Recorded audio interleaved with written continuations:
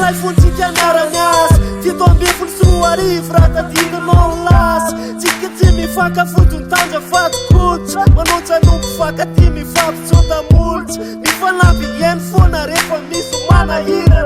raha fahany ilay entsika sarika miramirana zay anjony temponao tao anaty manontolo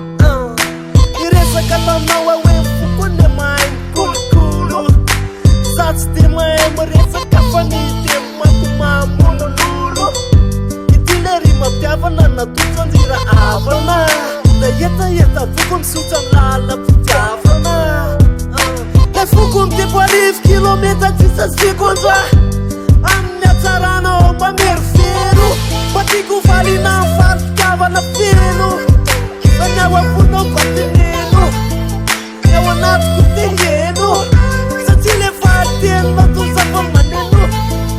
manjosorotiny anaty manontolo netanetana foko rana resultat amin'izay mandetonefa mfieriny polo de valitenenao tahaka niakanga tsara soratra mampipanjina ny maso apana mampaminja tinjobohatra poetara fitiavana ho any olona sarika enzika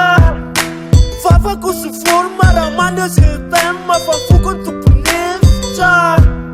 omeko no daholy ilatiny manjojorotsy satria fitiavana mangatsaka fotsifotsy no atolo tsy tahaka le voropotsy raha sinja mangatsika anao amin'ny alina de temo mampoata opondofotsy ilany jasy farady satria omeko anao fafoka falalitra favito fomba valiola etaeta fitiavako fa tsy tiako raha hoe rabitso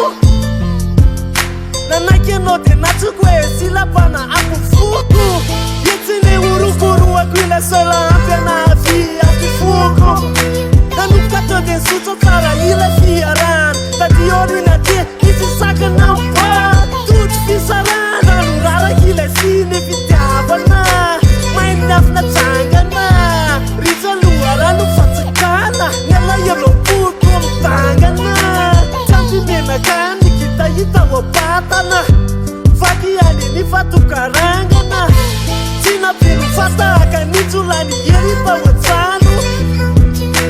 tilena makotalo masoko mangano ano satri atsotode fa itsojano